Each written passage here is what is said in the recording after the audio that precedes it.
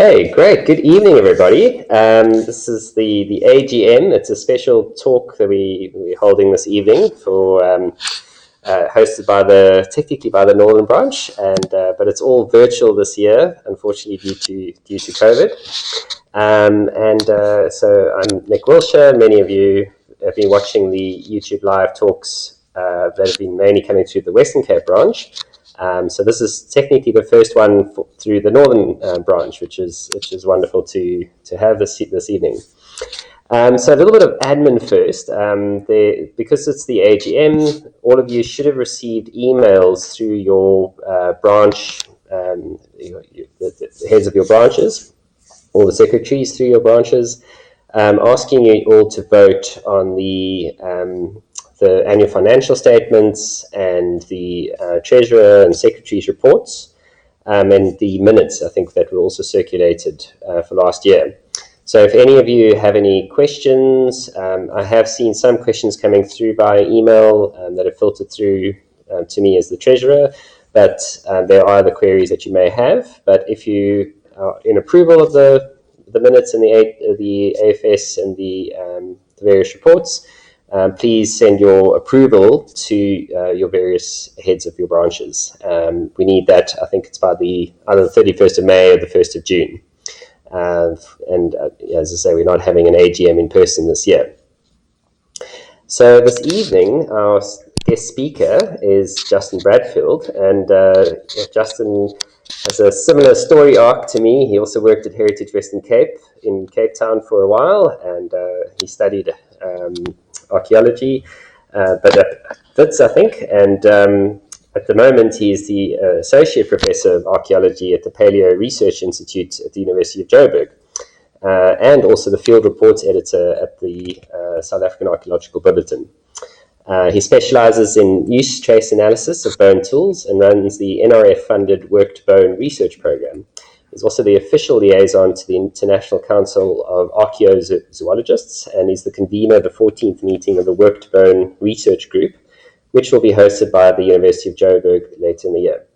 This will be the first time the meeting is held on the African continent and the first time in the Southern Hemisphere.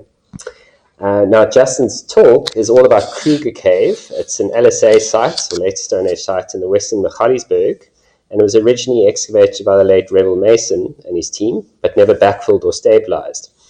So it's currently the subject of rehabilitation work, trying to preserve what remains of its rich archaeological deposit.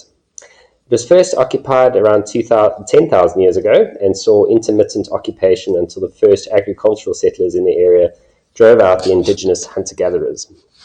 Kruger Cave is one of the few Stone Age sites in South Africa that is currently inhabited. The current occupation poses some interesting challenges to rehabilitation and how we think about heritage management in the South African context. This is going to be a great talk, and I'm dying to hear what Justin has got to say about all of this. So, Justin, over to you. You can take over from here. Oh, I think you've just dropped off the stream, actually. Let's see if we can bring you back in there. I think you disappeared on us. Sorry about that, guys.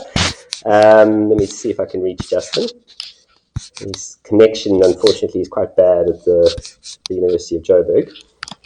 And during the talk, while I get him back on... there, Justin's back on. Great. Sorry, we lost you there for just half a minute there. Okay. Great. If you could just that's fine, because now you're actually coming through better. I couldn't hear a word you were saying No earlier. problem, no problem. If you could share your PowerPoint presentation again, and then I will activate that. It's just currently blocked out. Okay, 2 seconds.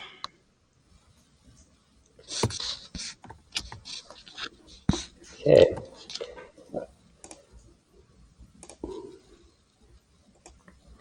All right, I'm sharing it now. Can you see it? Excellent. It's starting to come through. Great. Okay, you're on your way. Take over and enjoy the talk, guys. And remember to send your questions during the talk on the right. I'll start communicating with you guys on the chat box. And over to you, Justin.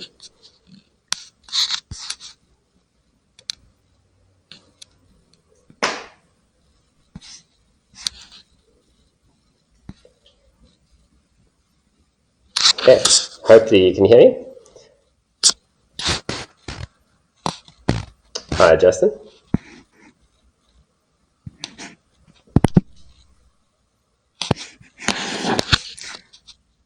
Okay, thanks, Nick. I'm going to start. I've got dreadful reception.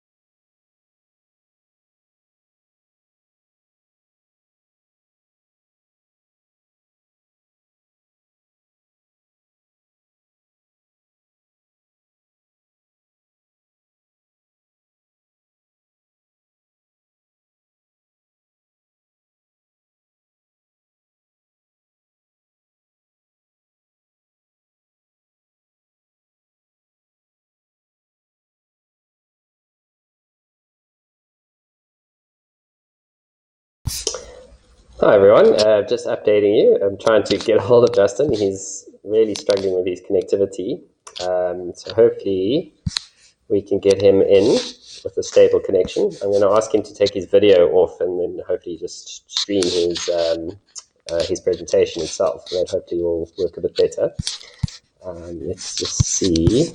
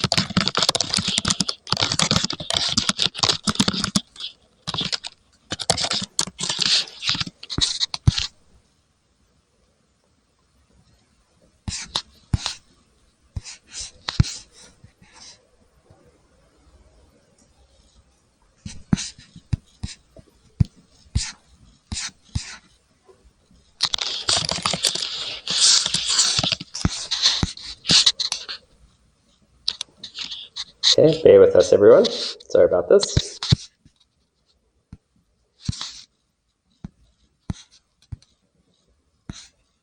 Okay, great. So Justin, I think what I'm going to do is just take your video off and then just stream your presentation, and hopefully that will make it a bit more stable.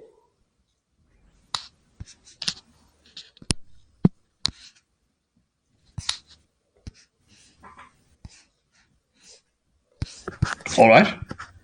Okay. Okay, so let me screen and hopefully you'll be able to. I'll come through this time. So let me know if I'm through and you can see the presentation. Yeah, I can see the presentation, and I'm just updating the stream. Okay, go for it. You can talk to your... Okay, great. Thank you very much, Nick.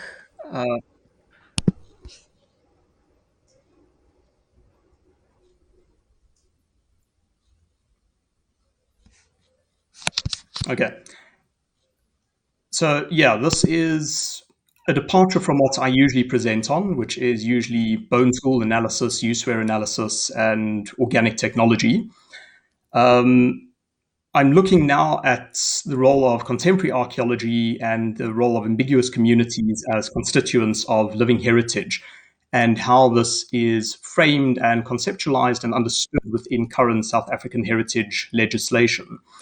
So this, as I said, happened as an accident of circumstance. What started out supposedly as a simple rehabilitation project of Kruger Cave has now morphed into something very different. And that is what I'm going to be talking about this evening.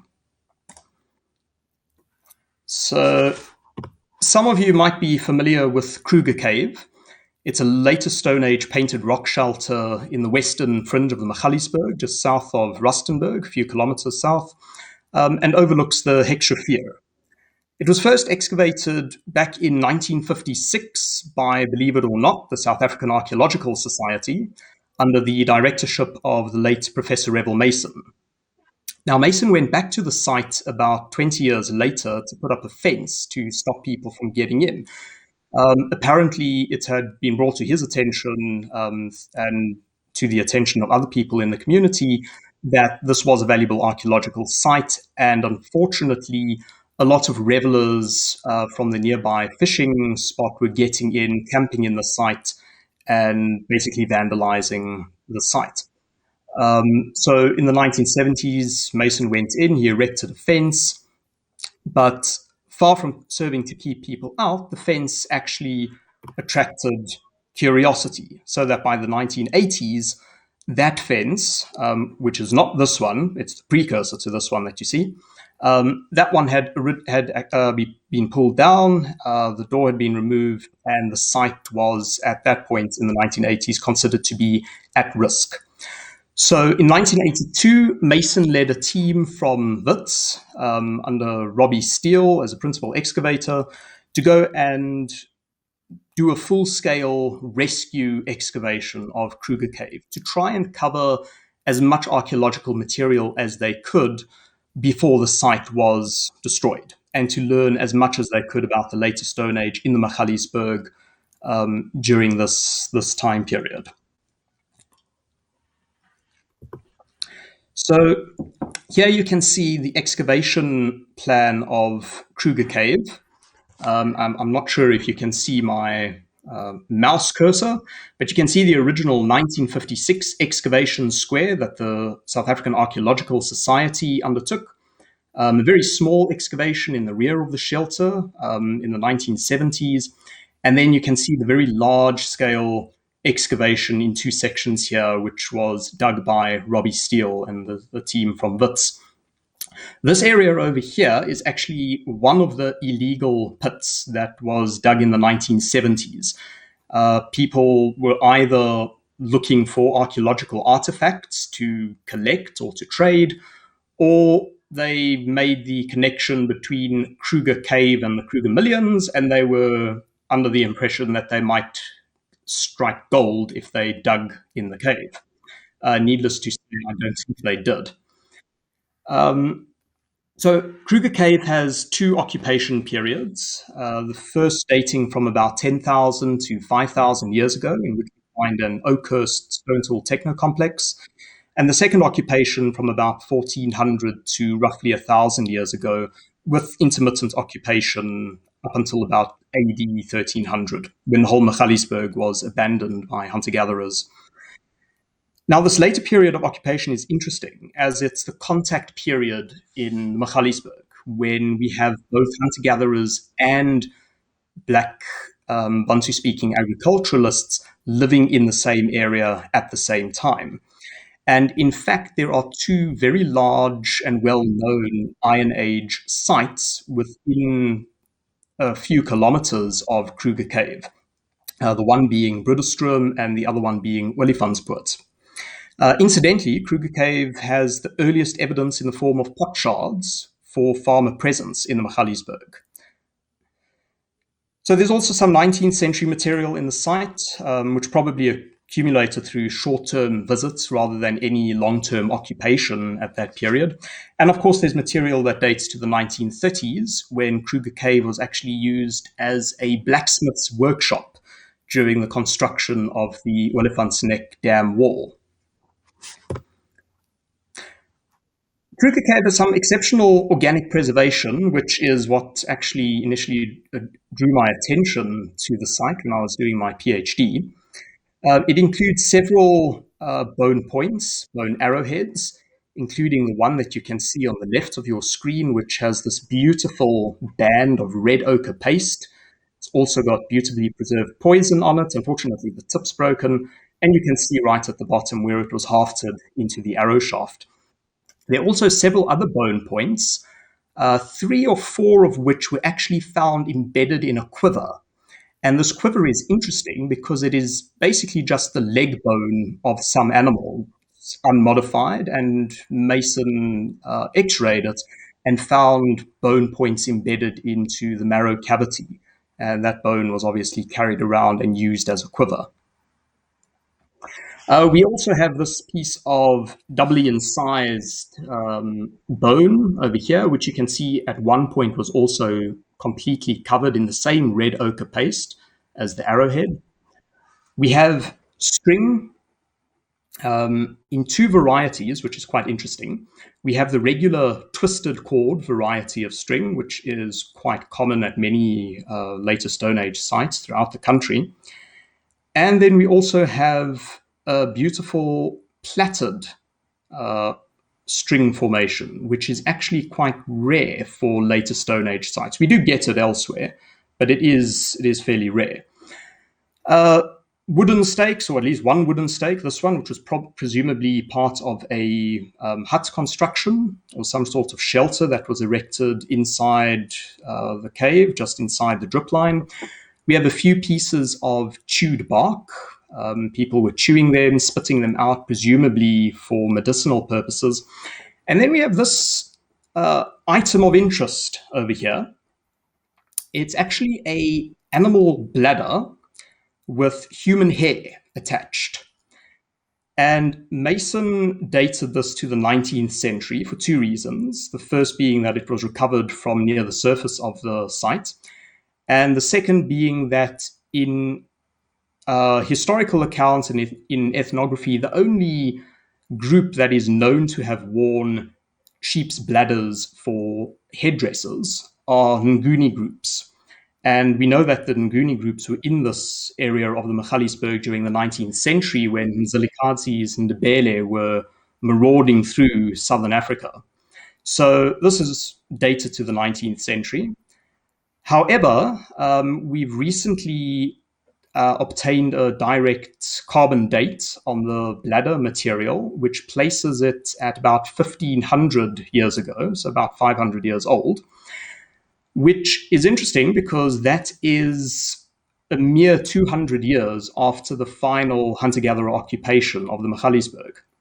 So we are in the process of extracting or sequencing DNA from the human hair to find out which poor individual underwent the horrendous torture of having this hat removed from his or her head, and also the degree of genetic admixture that was in the population at this time, if any. So that is an ongoing project with my colleagues at Itemba Labs and at Uppsala University in Sweden. Now, despite the remarkable finds at Kruger Cave, there are a couple of problems with the way the site was excavated, which is what prompted me to want to do the rehabilitation work. The first is that the site was excavated in 10 centimeter spits. We're never told in any of Mason's reports exactly why this decision was taken to excavate a clearly stratified deposit in 10 centimeter spits. Usually one would not do that unless the stratigraphy was not clearly visible. And here you can see that a photograph taken in this is either 2017 or 2019, the stratigraphy is pretty clear. And to put it into perspective, that is 10 centimeters. Now, for those of you who don't know, each of these stratigraphic lenses represents a depositional event or depositional period. It may be a few years in duration, it may be several hundred years, depending. So essentially, by excavating, removing all these layers in a single arbitrary 10 centimeter spit, what they were doing is conflating potentially hundreds of years, but possibly just dozens of years, into a single artificial horizon. So this is a problem. The other problem with the way the site was excavated is that it was never backfilled.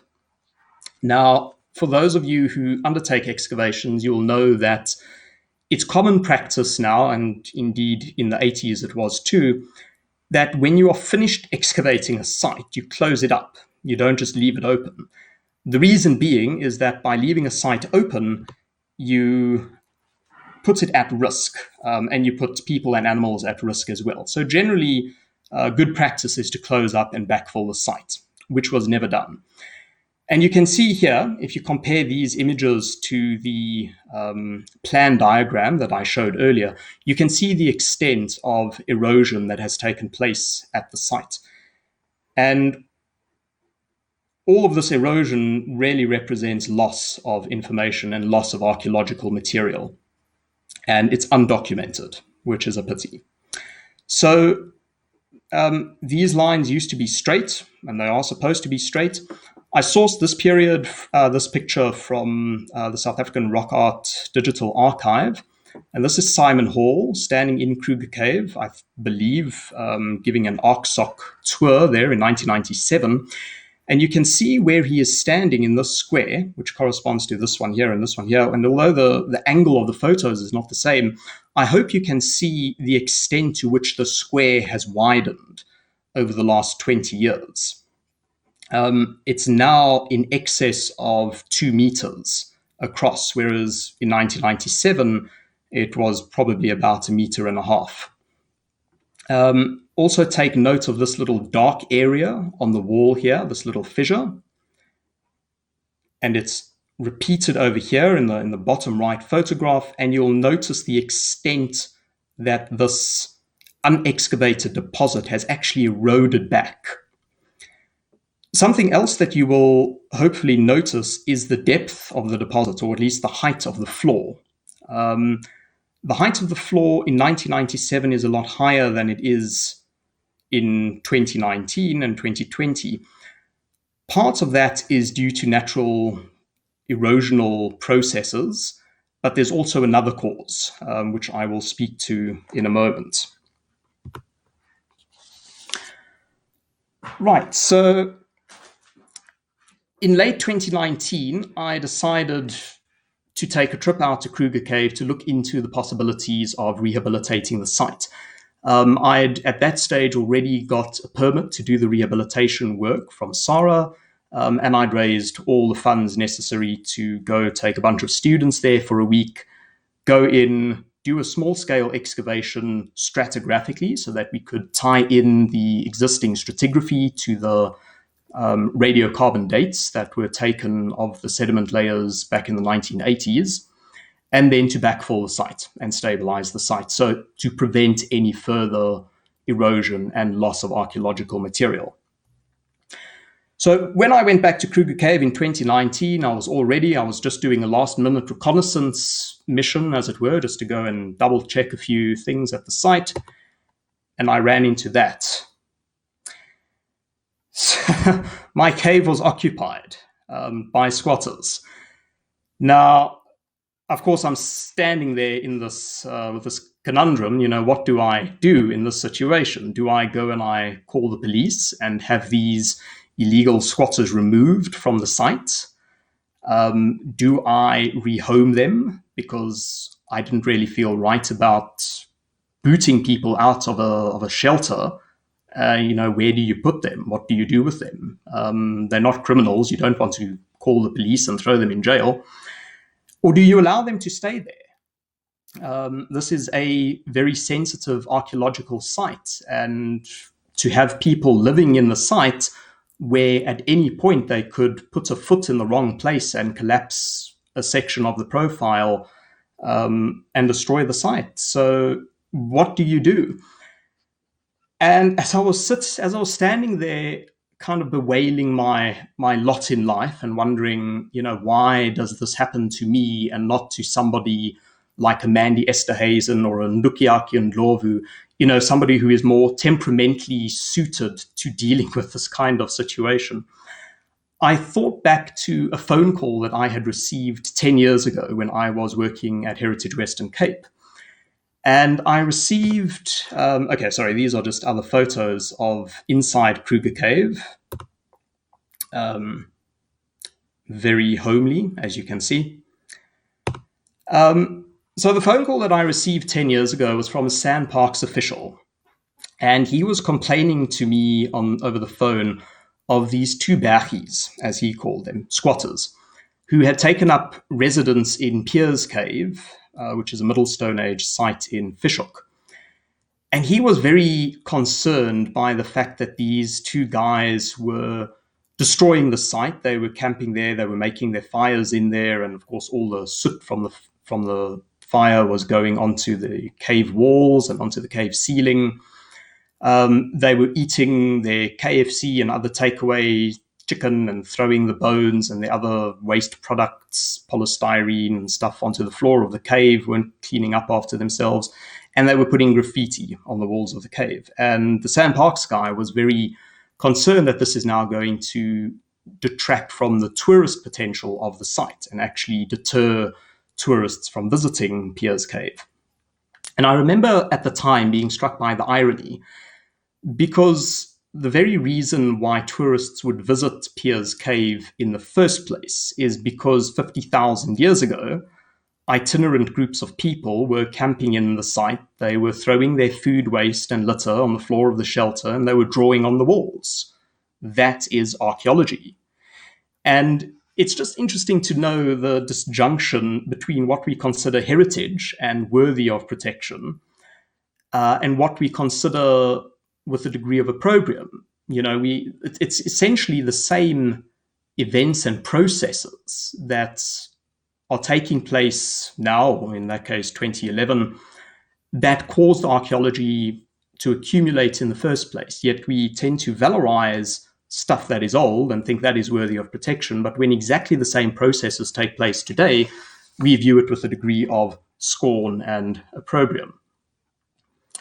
So, and of course, that is some representations of past lifeways. These images, I think, have now been, or these dioramas have now been removed, because apparently in South Africa today, depictions of how people lived in the past are considered unwoke, to quote Helen Ziller's new book. But anyway, as I was standing there admiring this brand new fence, essentially alone in the middle of nowhere and potentially confronted by a den of thieves or murderers, I had no idea at that stage, I went and I did what anybody in my position would do. I went and I knocked on the door and introduced myself, whereupon I was duly invited in for tea. It turns out that the occupant of the shelter is a lay Christian pastor from Rustenburg, to whom the cave was revealed in a dream as a place of power and spiritual connection to God. So Pastor Joshua, who you can see here, has been living at the site apparently intermittently since 2013. He wasn't there in 2017 or in 2019 when I went, but he has been there, according to him, since 2013. When he's there, he usually fasts and prays for his sick congregants, some of whom will occasionally join him at the site. So it's usually just him there. He's occasionally accompanied by a family member or a friend, or in the case of a sick congregant who is in need of spiritual healing and ministering, in much the same way as a Protestant minister will come and minister to someone who is sick or unwell or depressed. He does it at this cave site, primarily due to the fact that it has a greater spiritual connection to God.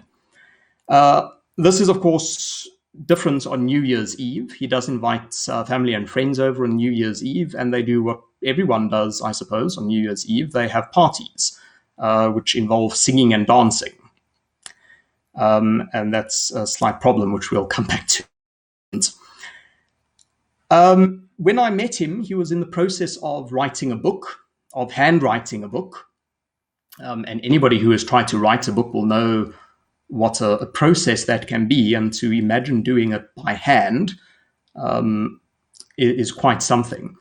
And when I saw him again earlier this year, I learned that the book is actually now published, self-published. I'm not sure yet if it's still available at all good bookstores, but it is certainly a very professional-looking publication.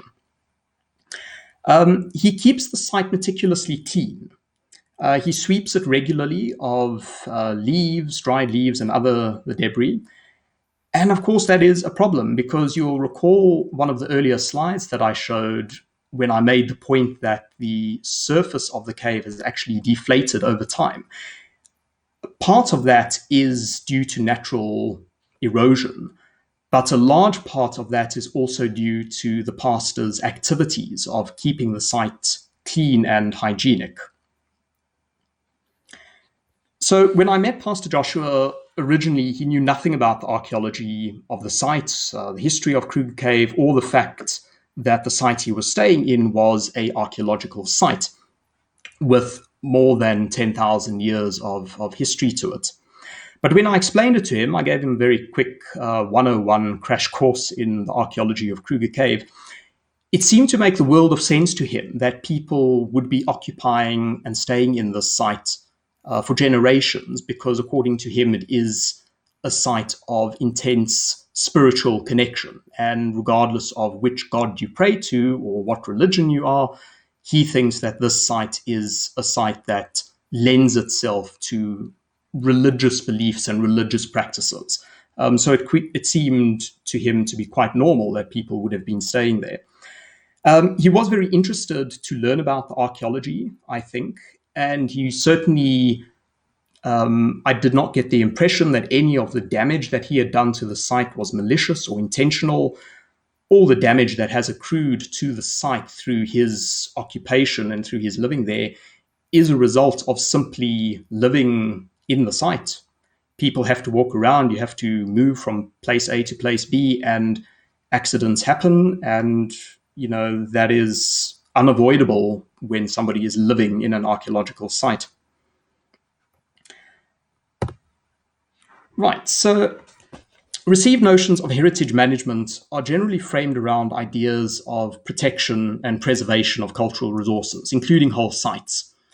And our heritage management practices tend to prioritize preservation of material remains over more intangible aspects of a site or a landscape. If you think of the whole concept of a museum, for instance, it's predicated on the preservation of things rather than the preservation of intangible connections or spiritual connections or feelings to spaces and places. Yet there are many examples of sites that are important to people and therefore have a heritage value to them, not because of material things, but because of their spiritual connection to the local community. If we think, for example, of American Indian burial grounds, I recall reading about a court case in the late 60s or 1970s, I can't recall. There was some development or developer that wanted to go and relocate all the graves in this Native American burial ground in order to build some development there. And it went to court, and the Native American Indian population won the court case, because it's not the artifacts and the bones themselves per se that are important to them. It's the spiritual connection to that place that is important to that local community. In some Black African cultures, heritage is also placed on landscapes rather than on actual material items themselves. And then in reading, I actually came across a really interesting example of Canterbury Cathedral. And some of you may know this, others may not. Canterbury Cathedral was actually built on top of a pagan temple. The reason being is that in the 6th century, when old St. Augustine went over to convert the English would not be converted or attend church other than in the area that they were accustomed to worship whatever pagan deities they were worshipping at the time. And so this, I think, really nicely serves to highlight the importance that people place on places and spaces, even above actual religious tenets. Another aspect of heritage management is this idea of authenticity.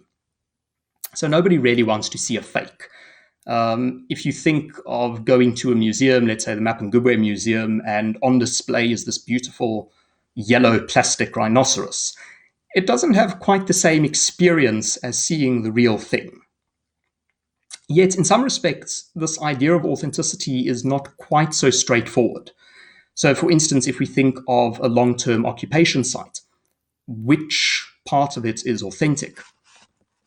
Now, when I used to teach third year, we did a very short lecture on heritage. And as an example, I used the analogy of heritage attire, because I remember, watching the opening of Parliament and watching these generally ANC women, but they would come and they'd wear their beautiful flowing emerald green silk gowns with the puffy sleeves, and they would look like they'd walked off one of Janice Honeyman's pantomimes. But they claim that this is traditional dress. And I remember thinking to myself, I wonder to what extent is this actually traditional? Why are you claiming that this is a traditional dress? But you can think of this better if you look at European dress code. So which part of this continuum of English attire is authentic? Is it the medieval suit of armor? Is it the Tudor period male miniskirt with matching stockings? Is it the three-piece suit with top hat? Which of these is authentic English attire? And of course, the answer is all of them. They're all authentic. And we need to bear this in mind because heritage, like fashion, isn't fixed in time. It's living, it's dynamic, and it's constantly changing. And heritage managers need to be aware of this kind of thing. Stonehenge provides another interesting example of living heritage. Here, once or twice a year, a group of modern druids will congregate at the site to perform various religious rituals and practices because they claim an intangible, almost spiritual connection to the site, and they claim that it allows them to connect to their ancestors. Yet most of these people have absolutely no relationship whatsoever to the original builders of Stonehenge, and nor do the rituals that they practice there necessarily bear any resemblance to the rituals that were originally practiced 5,000 years ago at the site. Now, we could say, as indeed many people do, that this is a bunch of unauthentic, ahistorical baloney. But this does not detract from the fact that the site is still important to this particular community, and they still maintain a strong connection to the site, irrespective of how historically unfounded that connection may be. And we need to remember that sites, just like objects and symbols, can mean different things to different people at different times. And heritage managers need to be cognizant of this kind of fluidity. Now, often and for various reasons, we'll only concentrate on one portion of a site's history. And the cradle of humankind is an excellent example of this. Here we have a landscape that literally has millions of years of occupational history. Yet we tend to prioritize only the hominin aspect of that history. We tend to forget that the landscape also has far more recent occupation sites, Iron Age farmer settlements, for instance. There's also several late 19th century lime mining sites, which of course feeds directly into the history of the discovery of gold on the Witwatersrand. Another example of this is Voodoo Cave. I'm sure many of you will be familiar with the very well-known Middle Stone Age occupation at Voodoo and the subsequent discoveries that have come out of there. But far less well-known is the Iron Age occupation of the site, and some of the Iron Age material is actually quite impressive. And even less well-known is the contemporary use of Voodoo Cave by a local traditional healer.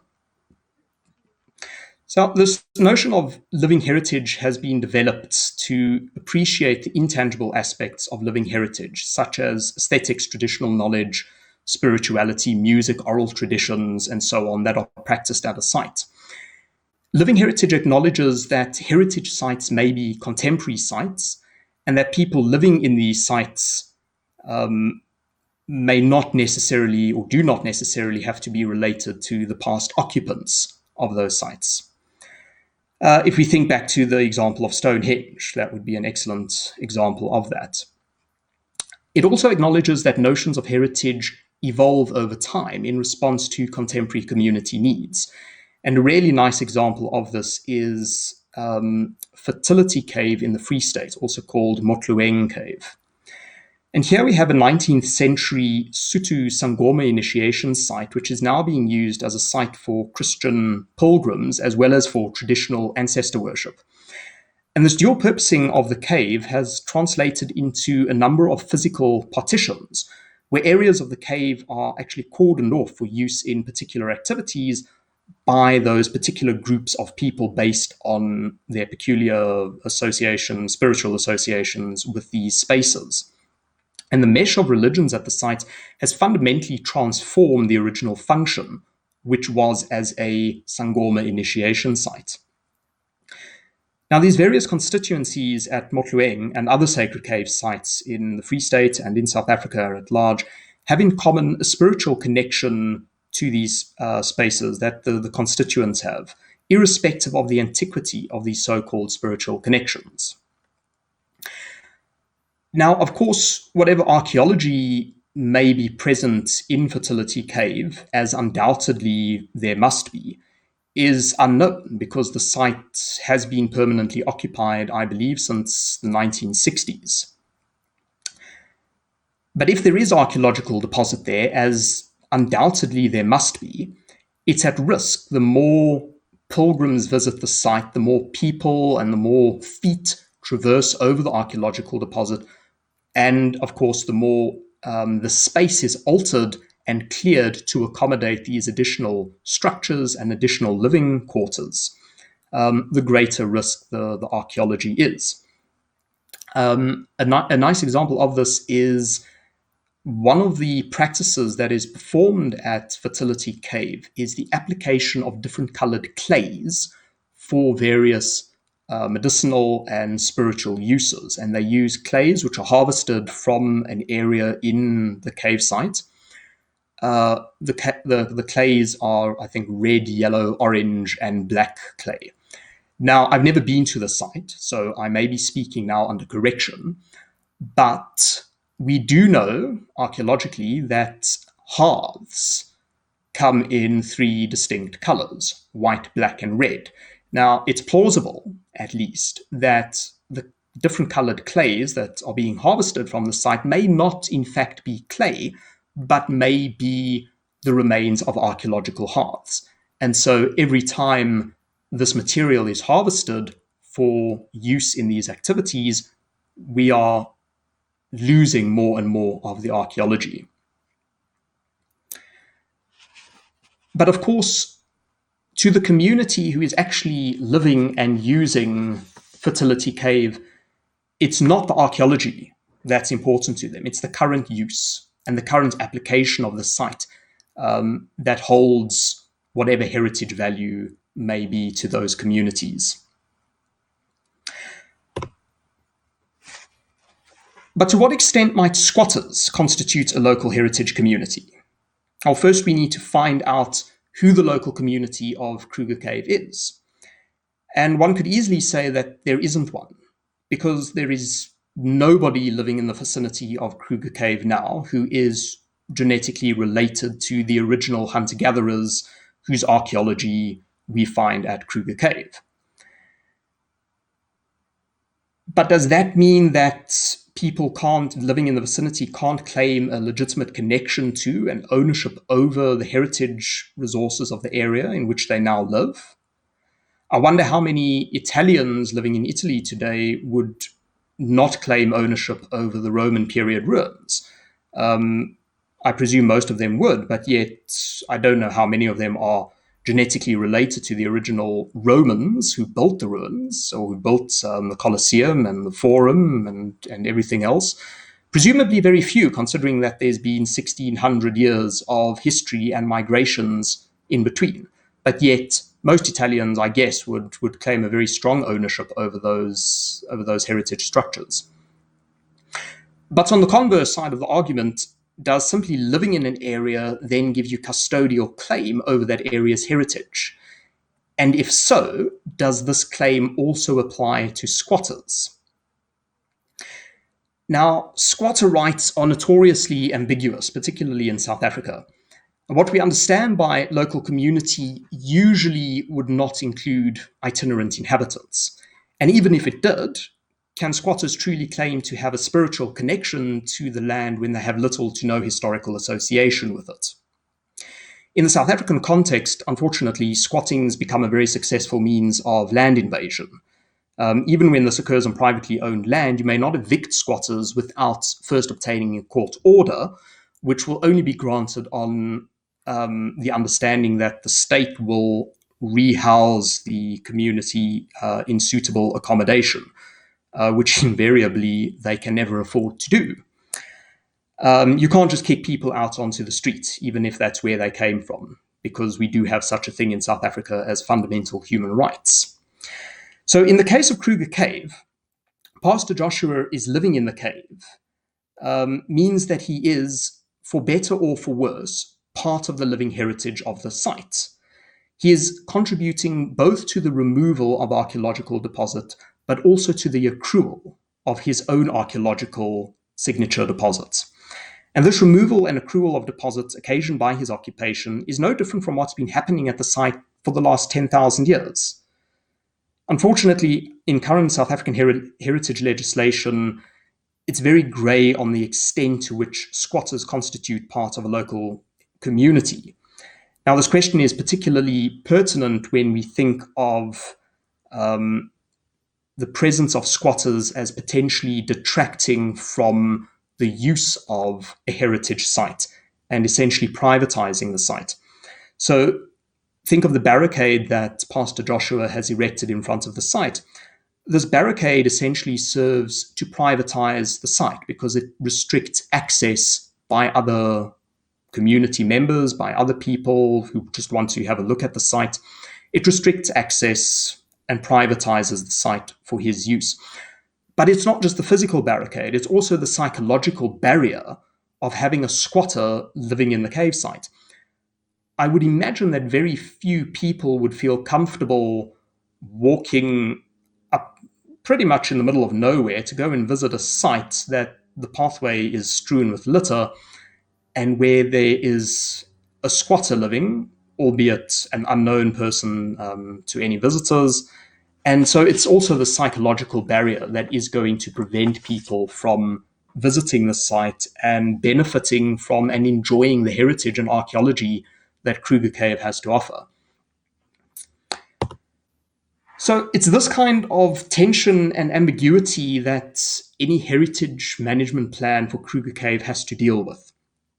Now, the site remains a sensitive archaeological rock art site, even though most of the rock art is far too faded to be able to see with the naked eye unless you actually know what you are looking for and you know what rock art looks like. It took my colleague Matt Lotter and myself a little while to actually locate the paintings, and you can only really see them very nicely by using a digital algorithm called D-Stretch. But it's clear that contemporary views and uses of a site need to be taken into consideration as well. So one could argue that Pastor Joshua's occupation of the site and his daily interaction with the tangible and intangible aspects of the site adds to the authenticity of Kruger Cave because it makes Kruger Cave a living heritage site. It is a continuation of the archaeology. Certainly at the moment, he's the only person that's deriving any benefit from the site. Most of the locals I spoke to, and even some of the neighboring landowners, didn't even know of the cave's existence. So ideally, what one would want to do is to allow the cave to be receptive and responsive to all local community needs with negotiated access to everyone. We don't want to open the cave up and allow a situation that developed in the 1970s and early 1980s where any Tom, Dick and Harry can go into the cave and just do what they want.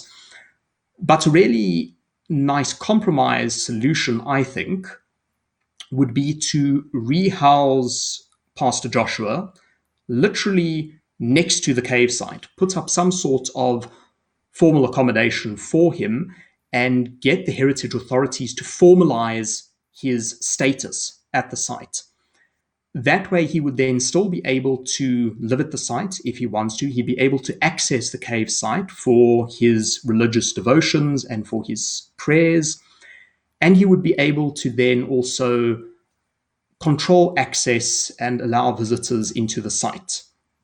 And it wouldn't be the psychological confrontation of going into what is essentially a squatter inhabitation if he has a more formal structure that he can live in.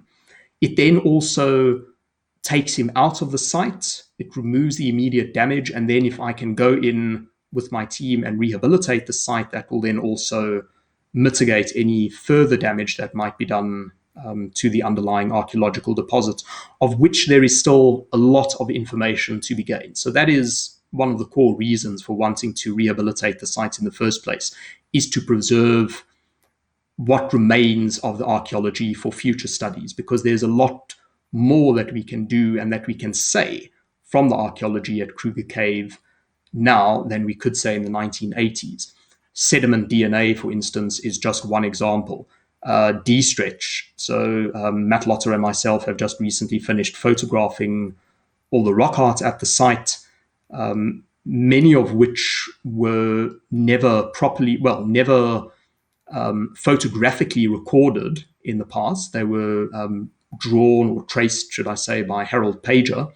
But with modern technology, we can bring them out far more clearly and also see the extent of degradation from 1974 until 2020, which will also be quite useful.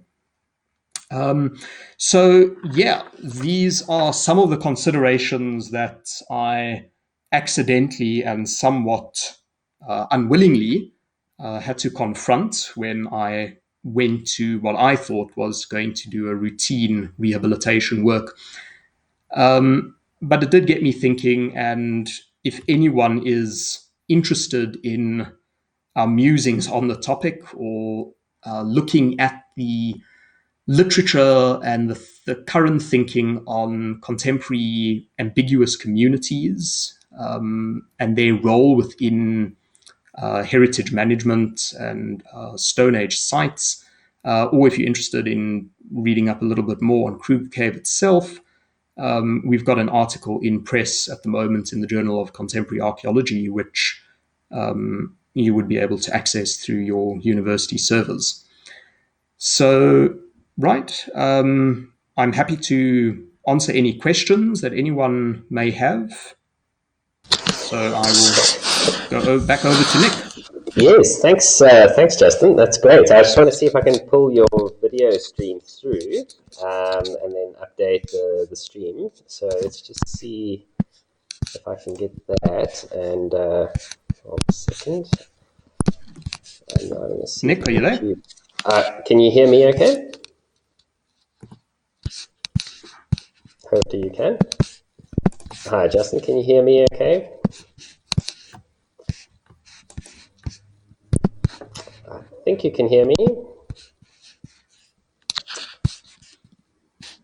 Hopefully you can hear me.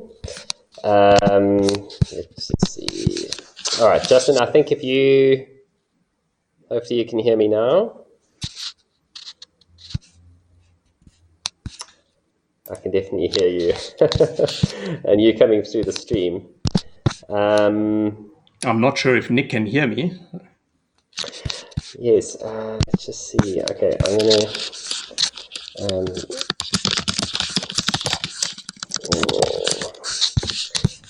okay, let me just... Okay, yeah,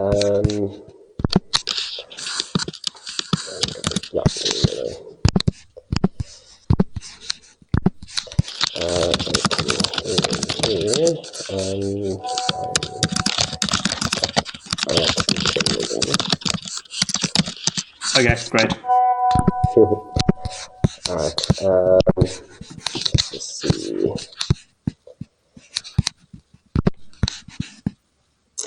Okay, so I assume everyone can hear me still. Apparently we're waiting for Nick, who is going to pop out and rejoin us, if I understood correctly.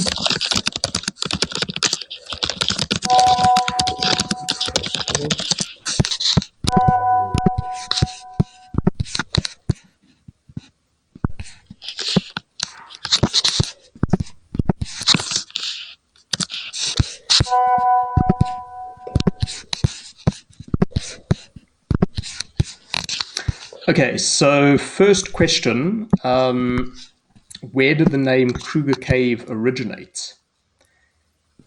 I don't really know. I think Paul Kruger did own some land in that area, and I think that might be where the name originates.